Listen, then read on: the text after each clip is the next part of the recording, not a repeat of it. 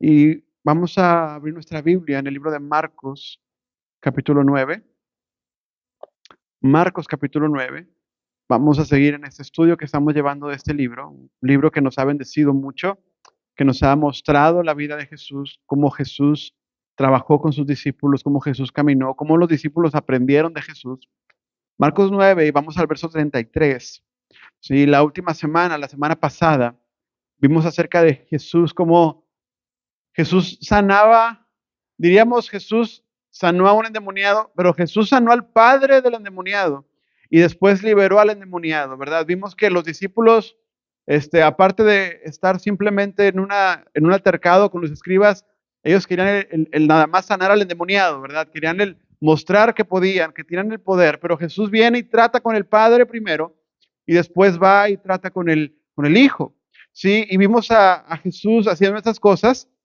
Y hoy vamos a ver a Jesús que sigue trabajando en esta jornada, mientras Él está en la tierra, Él está preparando, ¿verdad? Está plantando, está sembrando este reino de Dios, viene a establecer un reino y tiene que trabajar con los discípulos porque ellos, cuando Él se vaya, ellos son los que van a quedarse a hacer el trabajo, ¿sí? Y ya nos han dado muestras estos hombres de que son inexpertos.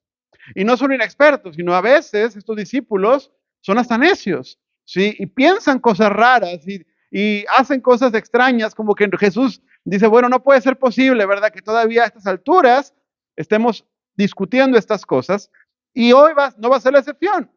Vamos al versículo 33 y el día de hoy vamos a hablar de este mensaje que es servir a Dios o servirnos de Dios, ¿verdad? Y el verso 33 dice en el capítulo 9, dice, y al llegar a Capernaum, cuando entraron en la casa, les preguntaba, ¿qué estaban discutiendo ustedes en el camino? Verso 34, pero ellos callaban porque por el camino habían discutido entre sí quién era el más grande entre ellos o quién sería el mayor. Verso 35. Y sentándose, Jesús llamó a los 12 y les dijo, el que desee ser el primero será el último de todos y el siervo de todos. Y entonces tomó a un niño y poniéndolo en medio de ellos, lo tomó en sus brazos y les dijo, todo el que en mi nombre reciba como este niño, a mí me recibe. Y el que me recibe, no me recibe a mí, sino al que me envió. Entonces, Jesús hoy viene y le habla a los discípulos acerca de quién es el mayor, porque ellos tienen esta duda, ¿verdad? Y hay una línea entre decir que servimos a Dios y otra, y hay una línea en medio, muy delgada, entre servir a Dios y empezar a servirnos de Dios. Y los discípulos estaban como que sirviendo a Jesús, pero en algún punto de sus vidas ellos empezaron a sentir que merecían servirse de Jesús. Sí, y ellos empiezan con una discusión. Van en el camino y dice la Biblia en el verso 33 que van a Capernaum. Si usted recuerda, Marcos nos ha enseñado que Capernaum es como que la base central del ministerio de Jesús, ¿verdad? Ahí estaba la casa de Pedro, ahí también Mateo empezó a seguir a Jesús. Cada que se reunían en Capernaum, como que siempre regresaban a la base, ¿verdad? Siempre regresaban ahí a Galilea. Y entonces en Capernaum pasan cosas. Y Capernaum es un pueblo pequeño, un pueblo pesquero de algunas 3,000 personas. Y Jesús llega con sus discípulos a Capernaum, ¿sí? Esta sede central. Y el asunto es que mientras vienen en el camino, vienen quizá caminando, tal vez en burro, yo no sé, pero vienen en el camino y los discípulos empiezan a discutir, ¿sí? Y Jesús hace como que no escucha, ¿verdad? Pero ellos están cuchicheando, ¿verdad? Y quizá empezaron a tomar una cierta actitud hasta de ofensiva, ¿verdad? Hasta una actitud ya fuerte.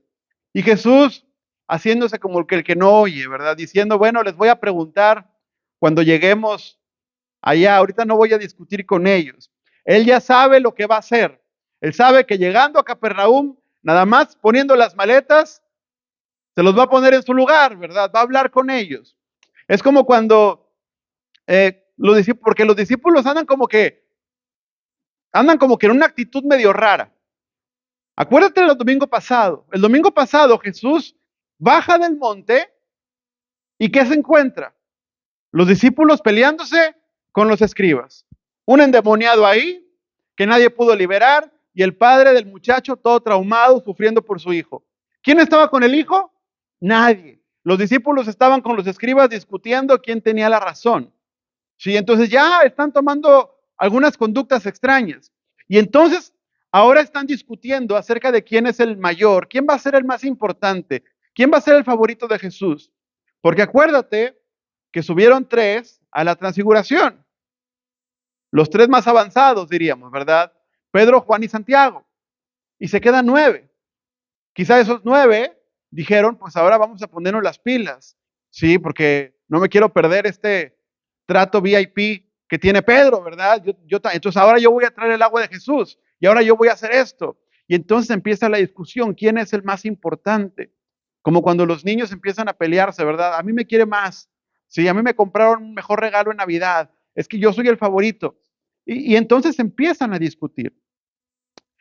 Y Jesús, que no pierde tiempo en este tipo de cosas, entiende qué actitud tienen, cómo están de alterados, cómo han estado últimamente, y no va a pelearse con ellos en el camino. No vamos a hacer ahora sí que no vamos a hacer el ridículo, ¿verdad? En el camino ir discutiendo con ellos. Me voy a esperar a que lleguemos a lo secreto, a la casa. Yo creo que los padres lo entienden cuando de pronto ves que tus hijos, ¿verdad? Se salieron de control y ya sabes que no puedes decirles nada ahí, porque si les dices algo ahí, como quiera no va a pasar nada. Su mente ya está en otra parte. Tienes que esperarte a que llegues a la casa.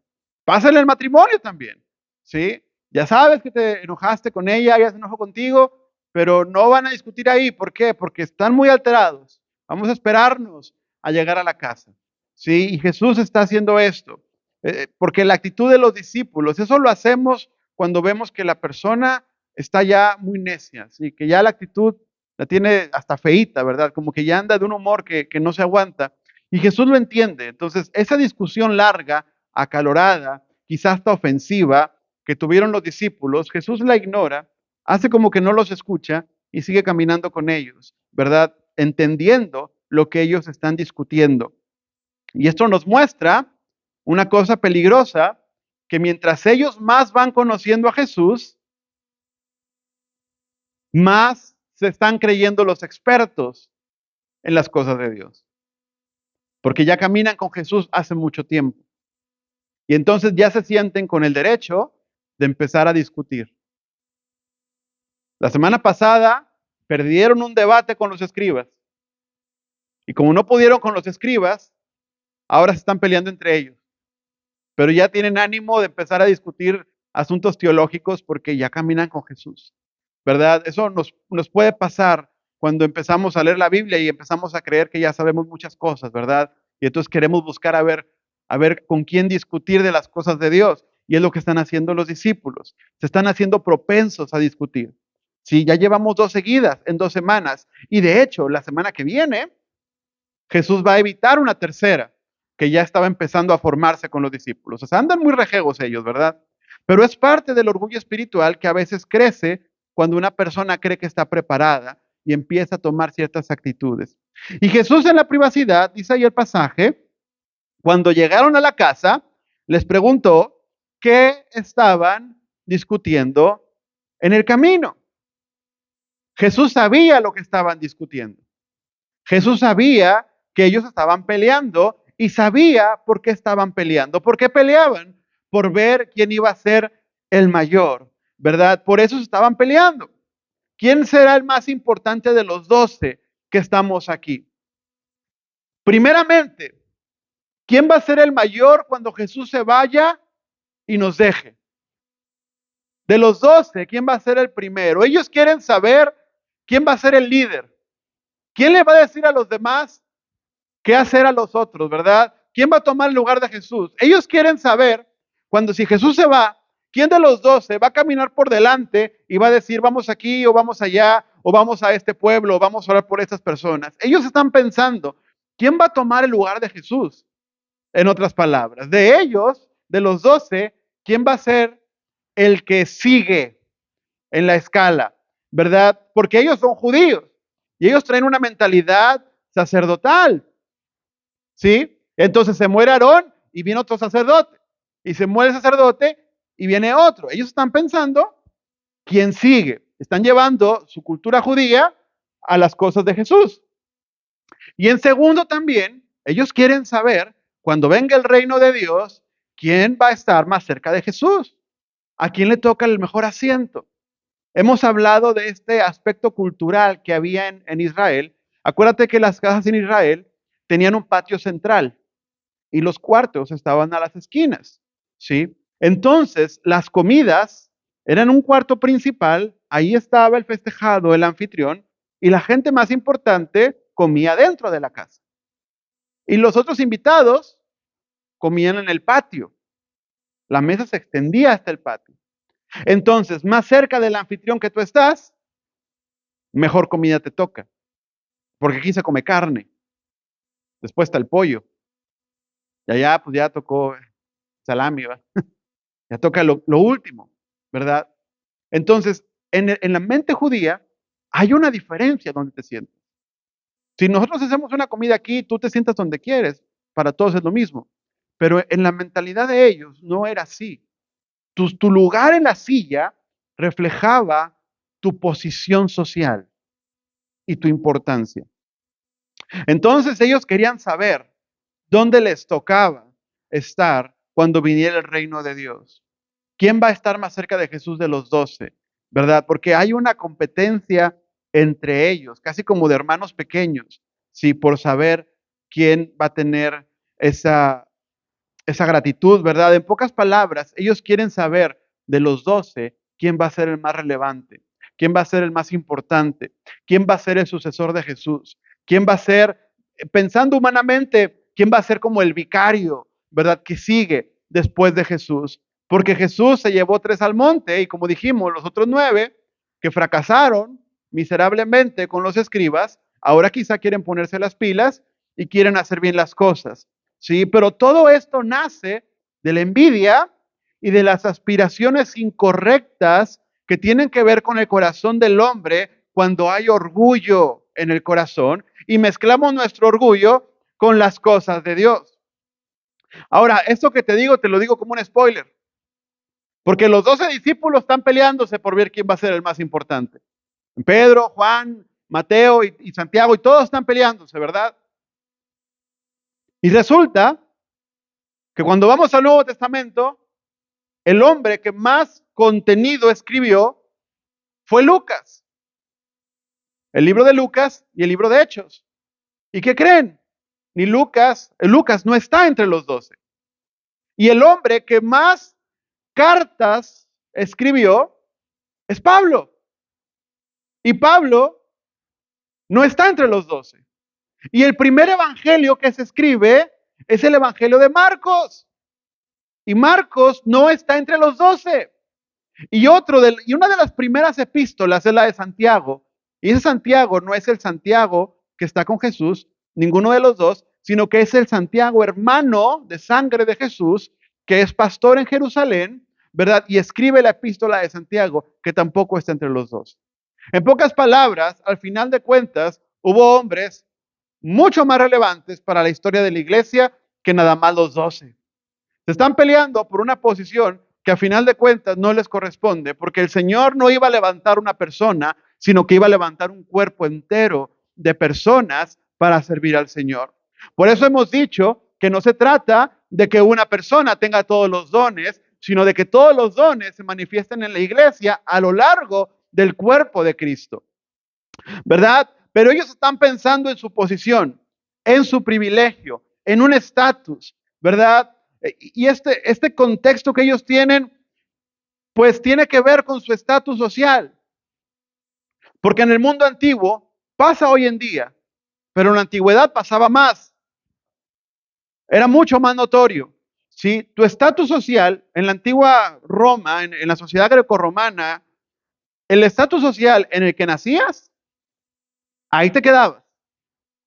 Es decir, quizá mejorabas económicamente, pero no salías de tu lugar en la sociedad. ¿Sí? Donde nacías, ahí pertenecías y ahí te quedabas, no te podías cambiar. ¿Sí? Independientemente de que mejoraras, no importa si eres inteligente o no, donde naciste, ahí te quedas. ¿verdad? Se mantenía. Si tú investigas un poco, la secta de los esenios, ellos estaban en una ciudad llamada Qumran. Qumran estaba pegada al Mar Muerto, donde se encontraron muchos rollos, ¿sí? Y hay pruebas de que ellos evaluaban anualmente la posición social de cada miembro de la ciudad. Es decir, cada año se hacía un censo para ver en qué estatus social estaba cada persona, para poder decir qué lugar se iban a sentar, qué posición podían tener de gobierno, o a qué tenían acceso y a qué no tenían acceso. Entonces, si tú eres una persona del nivel 1, te toca ir a este hospital, pero si tú eres del nivel 5, ¿verdad? Pues te toca ir a aquel hospital, ¿sí? Y eso no cambiaba. Eso era parte de la mentalidad de la gente en ese tiempo. Entonces, la posición social para el judío, para cualquier persona en ese tiempo, era algo crítico, era importantísimo en qué posición estabas. ¿Sí? No sé si tú te ha tocado cuando vas a fábricas o has trabajado en alguna fábrica que tienen como colores, ¿verdad? Entonces, si tú tienes el chaleco verde, eres nuevo. Tienes el amarillo, ¿verdad? Eres medio nuevo, ¿verdad? Si ya tienes el negro, pues es que ya sabes. Si tienes el azul, ¿verdad? Y depende del color, es tu posición. Y algo así era, pero en la vida diaria de la gente, ¿sí? Entonces ellos, los judíos y la gente de Capernaum, imagínate a Pedro, un pescador de Galilea. Dijimos que Galilea, ¿se acuerdan? Que era pues básicamente una granja gigante. Muchos pastores, había pescadores, pero no había gente de mucho poder ahí. Y entonces ellos, acostumbrados a ser de la clase baja, a ser de los ignorados, ¿qué decían los de Judea, de los de Galilea? Galilea de los gentiles, ¿verdad? Es decir, la Galilea de segunda clase.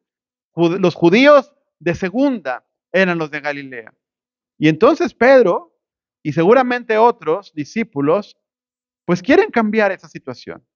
Ellos ahora quieren ser de los que están arriba en la escala, ¿verdad? Y no es un asunto de dinero, es un asunto de estatus. Ellos aquí están buscando un lugar que nunca habían tenido en su vida, porque ellos quieren estar arriba de las demás personas.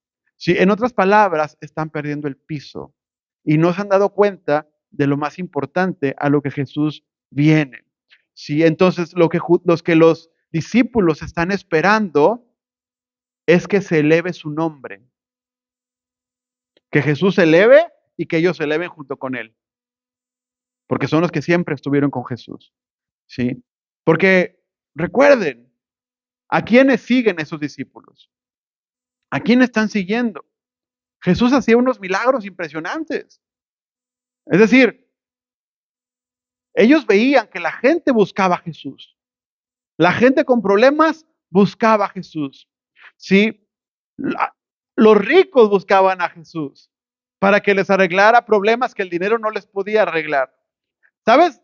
En la mente de los discípulos pensando, ¿cuánto provecho podríamos sacar, verdad? De estas cosas. La gente con influencia, viene el diputado, viene el senador, viene el alcalde a buscar a Jesús, a que le sane al hijo. ¿Sabes todo lo que podríamos ganar con eso? ¿Sí? Y Jesús que no estira la mano para nada, ¿verdad? Y entonces, y Jesús aparte multiplica la comida.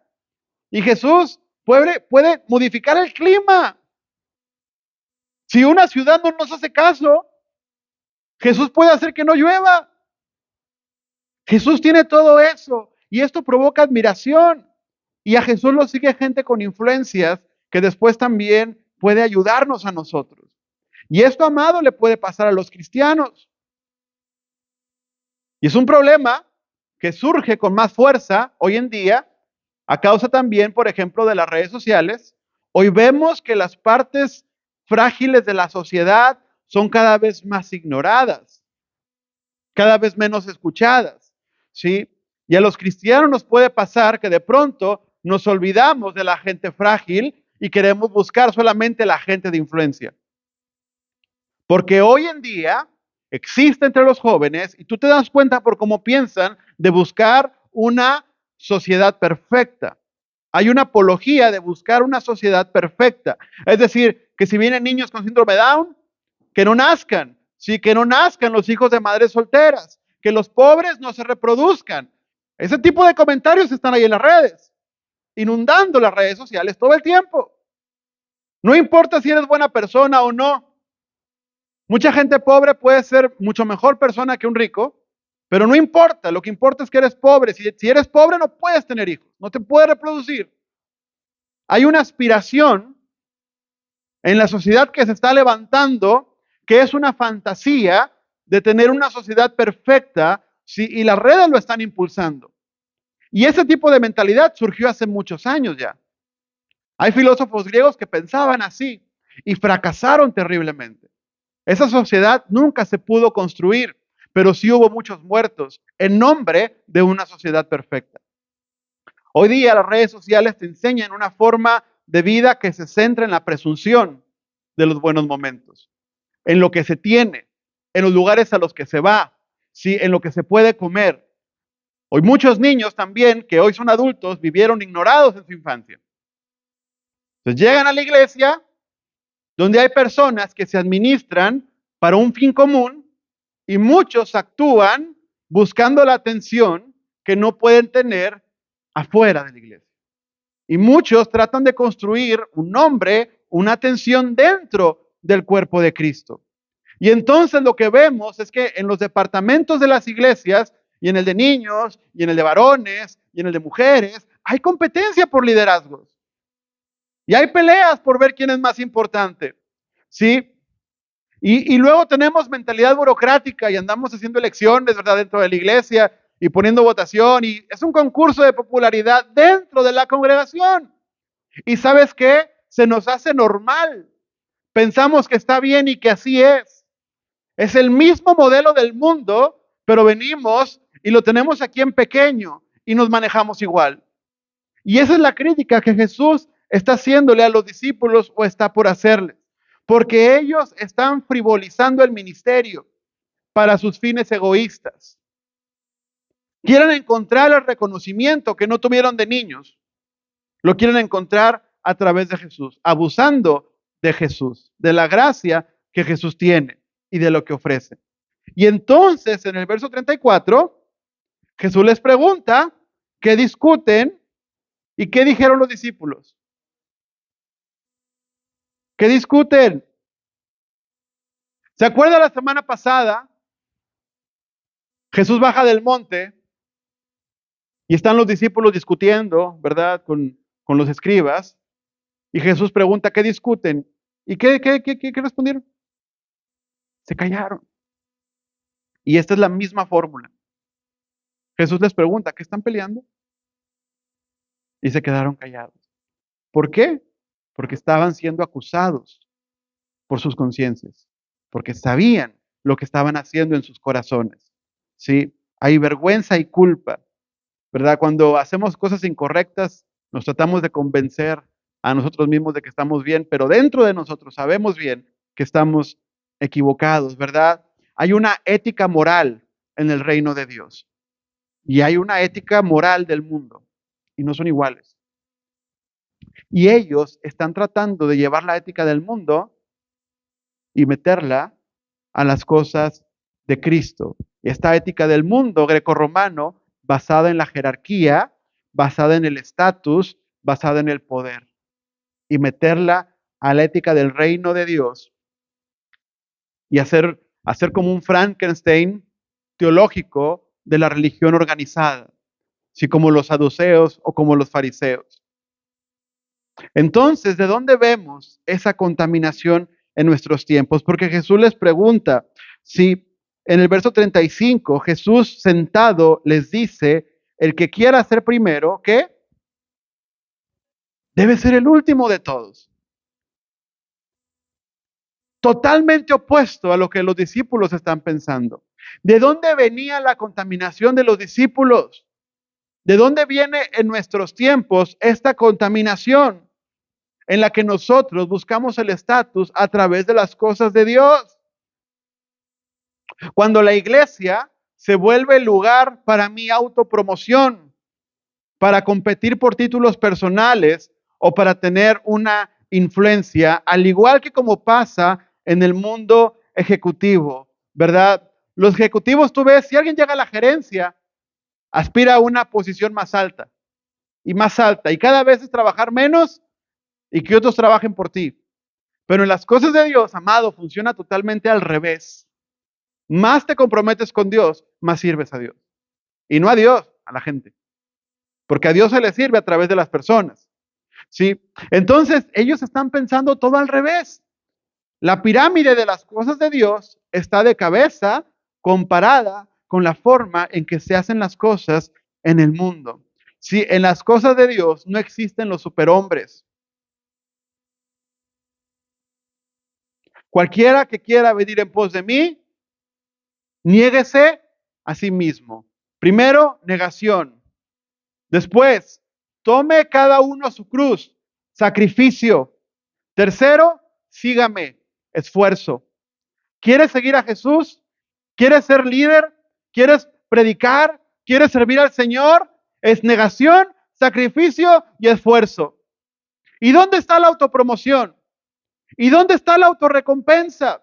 Esas no están en las cosas de Dios. Cuando vemos incorrectamente las cosas de Dios, la iglesia se puede volver un motivo de orgullo más que el salvador de la iglesia. A veces nosotros promovemos más la marca de la iglesia que a Jesús, que al dueño de la iglesia. ¿Sí? Y esto nos puede pasar a los cristianos de iglesias grandes y nos puede pasar a los cristianos de iglesias pequeñas. Pasa en las grandes cuando alguien quiere asistir a un lugar con cierta reputación, ¿verdad?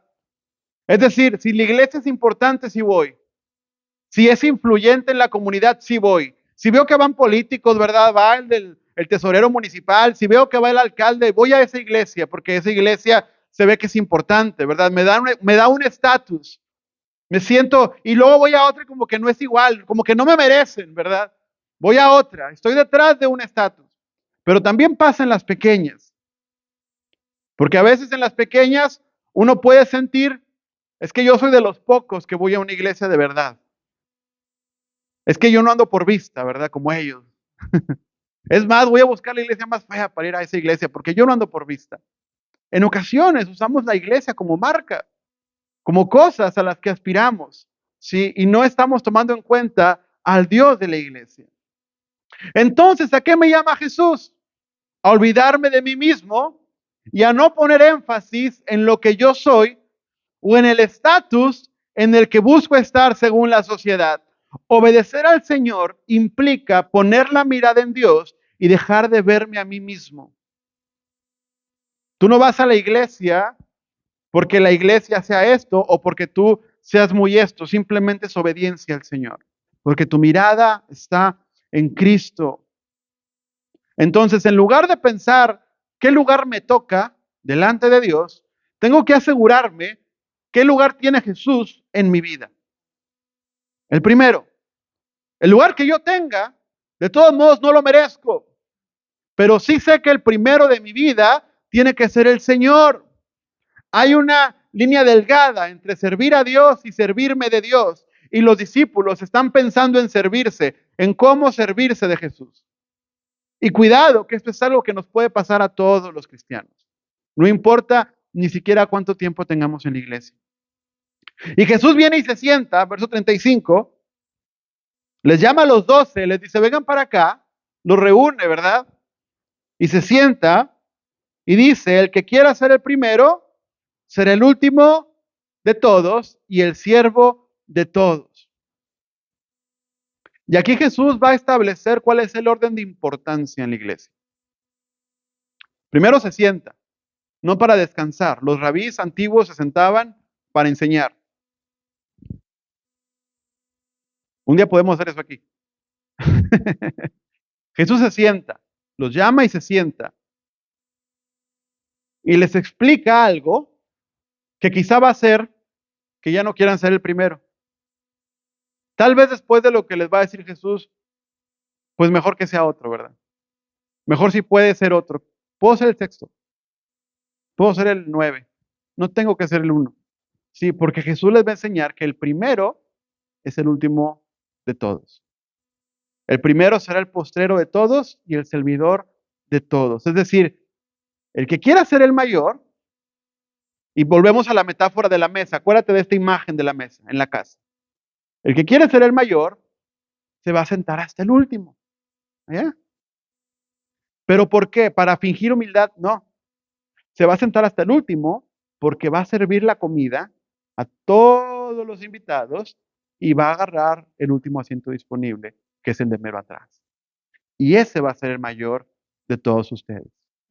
Entonces, en pocas palabras, el que sirve es el que está más lejos, pero es el mayor. Las cosas no funcionan como en el mundo. Tú no puedes medir el éxito de Dios igual que el éxito del mundo, ¿sí? Entonces, esta es la mesa. Y Jesús usa la palabra diáconos, servir, el siervo de todos, el diácono de todos. Y lo que pasa es que hemos como que transformado la palabra diácono, porque cuando venimos al mundo religioso de hoy, ¿quién es un diácono? Es un hombre de autoridad, ¿sí? Es el mejor vestido de la iglesia y es el que regaña a los hermanos que se paren derechos, ¿verdad? Que no se pongan las manos en la bolsa, porque básicamente todo le pertenece, porque es el diácono. Pero diácono en el original significa servidor y era una palabra no muy buscada por la gente de la época, hasta detestable. Nadie quiere ser diácono en el mundo de la antigua Roma. ¿Quién quiere ser diácono, verdad, en ese tiempo? No era una posición aspiracional. Ningún hombre libre, no esclavo, buscaría por voluntad propia convertirse en diácono de algo, porque el servicio era como que lo más bajo de todo. Si nadie quería servir, es lo más bajo que hay, la servidumbre. Amado, si tú vas a Monterrey, perdón por lo que voy a decir porque soy de allá, pero tú ofreces trabajo de limpiar casas y la única gente que lo puede hacer y que lo va a hacer es la gente que no es de ahí. Porque la gente que es de ahí muchas veces siente que es una posición no muy digna. Qué vergüenza, ¿verdad? Limpiar casas. Qué vergüenza limpiar oficinas, ¿verdad? Eso que lo haga la gente que viene de otra parte.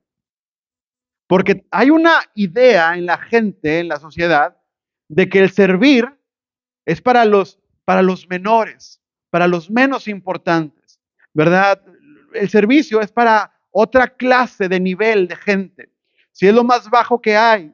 Pero, pero Jesús habla entonces y dice, es que eso, lo más bajo en las cosas de Dios, es lo más importante para el Señor. Y la pregunta entonces retórica, o la pregunta no retórica, pero la pregunta metafórica o lineal que habría para que los discípulos tuvieran en su mente es, ¿quién de ustedes 12 quiere ser diácono? ¿Quién de ustedes 12 les gustaría servir a los otros 11? ¿Quién quiere, verdad, servir la comida de los 11? ¿Quién quiere lavar los pies de los 11? ¿Quién quiere tender la cama de los 11, verdad? ¿Quién quiere hacer las cosas para los 11? ¿Quién quiere cargar sus maletas? ¿Quién quiere cargar sus bolsas? ¿Quién quiere cargar la despensa? ¿Quién de ustedes lo quiere hacer? Y el que lo quiera hacer va a ser el mayor. Es al revés. La jerarquía funciona en otra dirección. Lo que Jesús promueve no se puede entender desde la visión mundana, sí, de lo que es el liderazgo y jerarquía. Porque para el mundo, el líder, el que tiene la jerarquía, es el que gobierna nada más. Pero para Dios, el líder es el primero que sirve. Y es el primero que llega. Y es el primero que pone el ejemplo. Entonces, funciona al revés. Y cuando la gente entiende eso, ya no gusta tanto servir a Dios. Pero hay mucha gente que busca servir a Dios bajo las condiciones del mundo. Quieren servir a Dios bajo la forma de trabajar del mundo y quieren ser servidos. Pero este concepto que Jesús enseña no lo puedes llevar al mundo laboral porque no te entenderían. Te dirían, pues qué locura estás hablando, ¿verdad? Los más altos deben ser los que sirven a otros. Los más maduros son los que sirven a otros, ¿sí? Y así es como funciona el reino de Dios. Es como un mundo al revés para el hombre, porque este mundo es un mundo de pecado, que tiene otra forma jerárquica de trabajar, ¿sí? La altura se consigue a través del servicio. Mira, en el mundo, el paradigma del mundo te dice que la grandeza se mide por cuántos te obedecen, por cuántos te sirven. Si te obedecen muchos, te sirven muchos, eres muy grande. Pero en las cosas de Dios, la grandeza se mide por cuántos tú estás dispuesto a servir. No importa si te sirven a ti muchos, lo que importa es, ¿verdad?, cuántos tú puedes servir. Que te llamen patriarca, ¿verdad? Que te llamen el hombre, no importa. Cuando alguien es un verdadero discípulo, su salvación, su testimonio espiritual, se verá a través de su accionar en favor de otras personas. Amado, si me ofende sacar la basura, si me ofende llevarle el agua a un visitante, y no nada más en la iglesia, si te ofende cocinar en la casa porque es para mujeres, hay un problema en nuestra salvación. Hay un problema en nuestro orden jerárquico de hacer las cosas. En el mundo, el poder se adquiere y se mantiene mediante la dominación de la gente, el sometimiento. Pero en el verdadero poder en la iglesia opera a través de la sumisión por amor y el descenso voluntario. Es una diferencia marcada porque el poder del reino de Dios no se mantiene por dominio, sino por humillación. Totalmente opuesto. Es más práctico dominar a la gente, sí.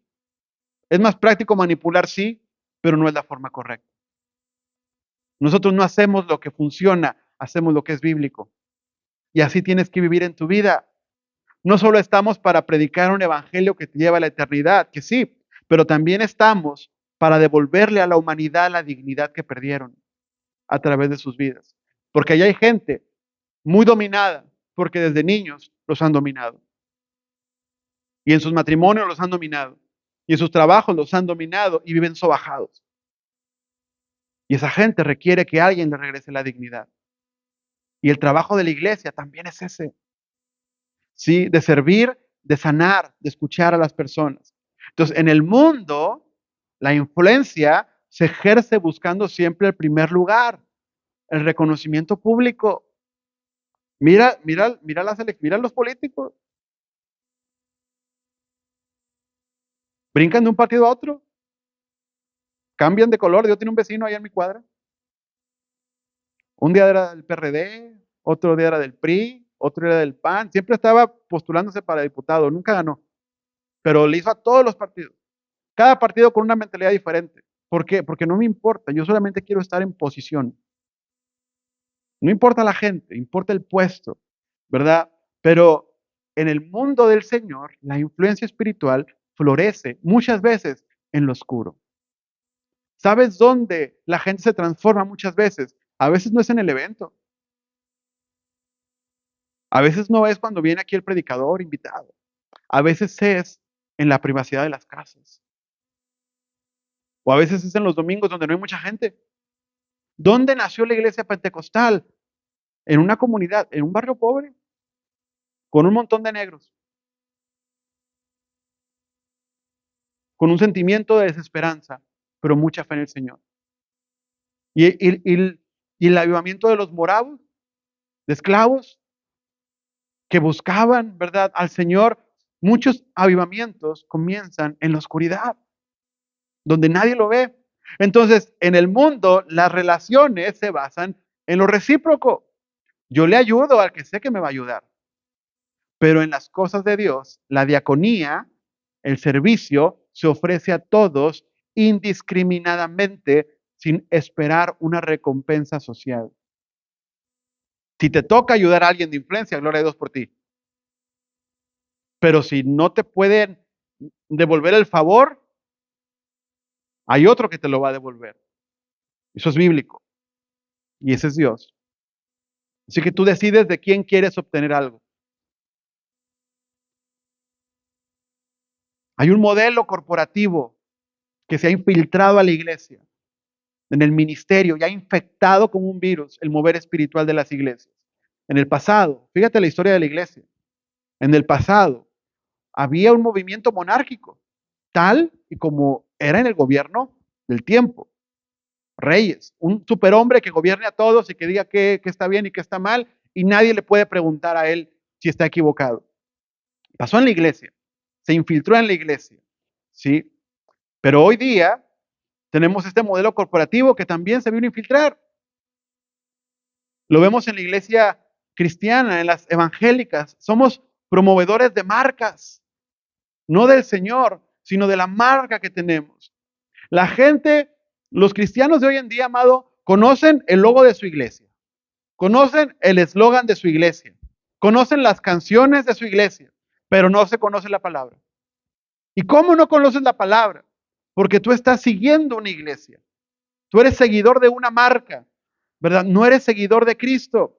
No estamos promoviendo a Cristo, estamos promoviendo nuestra marca, ¿verdad? Entonces, estamos promoviendo una influencia nada más. Y esa es la mentalidad de la que debemos cuidarnos. Estamos tan acostumbrados a las marcas que las cosas de Dios las queremos manejar igual. Entonces acá se abre una cafetería y acá se abre otra y acá se abre otra, ¿verdad? Y cada uno promueve su marca. Y en las iglesias está pasando lo mismo cuando al único que necesitamos promover es a Cristo Jesús. Hay que entender que Cristo viene. Y hay que entender que no sabemos cuándo y que vemos cómo está el mundo y que hay desorden en el mundo y hay amenazas de guerra en el mundo y hay gente muriendo todo el tiempo. Más que una marca, hay una urgencia de promover a Jesús.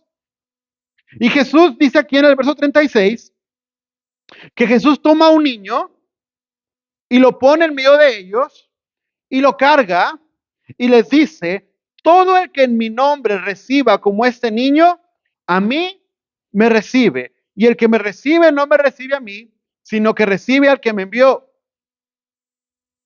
Entonces Jesús viene a ejemplificar lo que está hablando. Vamos a ponerlo visual.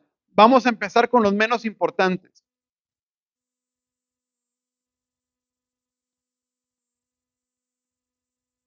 Jesús toma un niño y dice, cualquiera que reciba a este niño, me recibe a mí, y cualquiera que me recibe a mí, recibe al Padre. La palabra niño, porque lo vemos aquí como niño, y un niño para nosotros puede ser de 4, de 8, de 10, yo he visto gente que le dice a los de 15 niños. Puede ser una palabra muy amplia, pero en el original hay palabras que separan la edad. Y la palabra que se usa es paidón o paidión. Y esta palabra se refiere a un niño de brazos, ¿sí? O lo que nosotros diríamos casi un bebé. Jesús toma a un pequeño dependiente y lo carga y les dice, cualquiera que lo recibe a él, me recibe a mí y recibe al Padre, ¿sí? Es lo que Jesús está diciendo. Y mucho hemos hablado de la cultura de Roma, en lo que tiene que ver con los bebés. En Roma era legal el abandono de bebés. Tú tenías un bebé, no lo querías, lo podías abandonar en la intemperie, no pasaba nada. Legalmente tú estabas bien. Podías dejarlo en el camino. ¿Sí? Incluso había verdugos que se trataban de hacer el trabajo, se encargaban de eso. Hay filósofos griegos que ellos escribían, estos filósofos de la sociedad perfecta, que si no te gustaba tu hijo y era un recién nacido, la forma más noble de acabar con él era que luego naciendo lo echaras al agua. Así no sufre, ni se entera que nació, ni va a poder llorar porque pues, se va a ahogar. Va a ser rápido. ¿Por qué? Porque para Roma, un bebé no era un ser humano, sino hasta que tenía 2 años. Antes de eso, no era un ente vivo, no era un humano, ni un ciudadano. Había mucha mortandad en los niños por las insalubridades y todo eso, entonces para ellos, si tú no tenías más de 2 años, pues todavía no estabas vivo. Y entonces Jesús viene a tomar un niño que en la mente de ellos no es una persona, porque todavía no tiene la edad. Y Jesús les dice, si quieres ser importante, tienes que recibirlo a Él. Y el que recibe a este, que para muchos no importa y que pueden dejarlo ahí en la calle, entonces me recibe a mí. Porque nosotros vemos esto como algo muy tierno, pero realmente para los que están ahí en ese momento viéndolo es algo muy impactante. Porque para ellos no era una persona todavía como tal. ¿Sí? Para ellos no era un ente. Ellos estaban poniéndole tiempo a la vida. Sí, lo vemos hoy en día. Es el argumento abortista es, el bebé no es un ser vivo hasta que nace o hasta que cumple cierto, cada país le pone como que un límite de meses, ¿verdad? 3 meses, y antes de los 3 meses se puede abortar porque no es un ser humano todavía, hasta después de los 3 meses. Pero hay muchos grupos abortistas que están buscando que se puedan abortar niños a los 9 meses, antes de que nazcan. Y no lo dudes, que cuando eso se apruebe, van a empezar a buscar que tú tengas la posibilidad de hacer lo que se hacía en Roma. Porque la sociedad le va cambiando las etapas de la vida a las personas. La sociedad le va poniendo el valor de la vida a la gente según la funcionalidad. Y entonces Jesús está hablando de esto.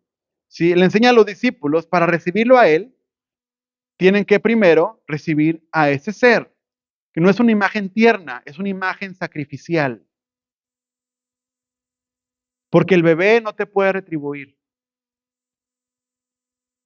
No puedes esperar nada de él, no te va a recompensar, te va a exigir, ¿verdad? No te iba a dar ese niño, si tú adoptabas ese niño, no te daba ningún estatus social. La gente no te iba a decir, ay, qué bueno que adoptaste, porque no era un ser vivo, o sea, no era un ser humano. Es algo que tú quisiste hacer, ¿verdad? Es como si yo voy y agarro un caracol y me lo llevo a la casa. No me representaba algo digno para la sociedad. Simplemente, para la gente, era un gasto extra que ibas a hacer. Y Jesús dice, este es el modelo sacrificial del verdadero discipulado. Cuando pierdes tus recursos y tu tiempo por amor a Dios. Porque ellos vivían en un mundo, amado, donde el dinero no sobraba. Ni la comida sobraba. Entonces, para la gente era un sacrificio. Y es muy interesante porque Jesús está poniendo en evidencia cómo somos muy dados a seleccionar a quién servimos. Nos gusta seleccionar a quién le hacemos misericordia. Nos gusta seleccionar a quién vamos a darle gracia, con quién vamos a buscar congeniar, ¿verdad? A veces estamos abiertos a recibir cierto tipo de gente, pero con el que no es el más brillante, como que no es tan valioso, a ese no lo queremos recibir igual. Y la pregunta como muestra de mi verdadero cristianismo es, ¿cómo voy a recibir a una madre soltera? ¿Cómo vas a recibir a un inmigrante que no tiene voz política ni derecho a decir nada por miedo a que se lo lleven? ¿Cómo vas a recibir a los niños de los barrios pobres, verdad? ¿Cómo vas a recibir a los ancianos olvidados, a los que por su condición no tienen nada que aportar financieramente a la iglesia? ¿Cómo vas a recibir a la gente que porque tiene algún problema también, una limitante de inteligencia, crees que no va a alcanzar vuelos altos en la iglesia? No son personas que van a ser líderes, no te van a dar grandes ofrendas. ¿Cómo los vas a recibir? Porque si no lo recibes igual que como recibirías al presidente, entonces tenemos un problema con nuestro cristianismo. No hemos entendido de lo que trata la iglesia cristiana, amado. Por eso las iglesias pueden estar llenas y aún así los mismos barrios empobrecidos siguen abandonados. Por eso las iglesias pueden tener mucha gente y en la sociedad nada cambia. Porque no hay un verdadero efecto en el cristiano de hoy. Y esta es la evidencia que recibimos a Jesús. Porque no vamos a recibir a Cristo si no somos capaces de recibir a las personas por amor al Cristo que predicamos. ¿Cómo recibes a la gente que no te puede retribuir nada a tu favor? Y eso es lo que Jesús viene a enseñarle a estos discípulos. Quieren ser los mayores. Aprendan a servir como si fueran los últimos. En lugar de discutir sus asuntos teológicos, en lugar de discutir, ¿verdad?, de pelear con los escribas, dedíquense a servir. Y el llamado de servicio es un llamado de entrega, de obediencia para todo aquel que quiere ser llamado cristiano, amado. Porque la salvación muchas veces se ofrece como si fueran panfletos. Tenga, tómelo, cuídelo y déjeselo en la bolsa por si un día lo ocupa. Cuando venga Cristo, se otro panfleto. Y eso no es la salvación. No es lo que Jesús enseñó. La iglesia tiene que convertirse en un punto de apoyo para las personas que han sido silenciadas. Vamos a ponernos en pie. Y esto es un trabajo, no de uno, no del que quiere ser pastor.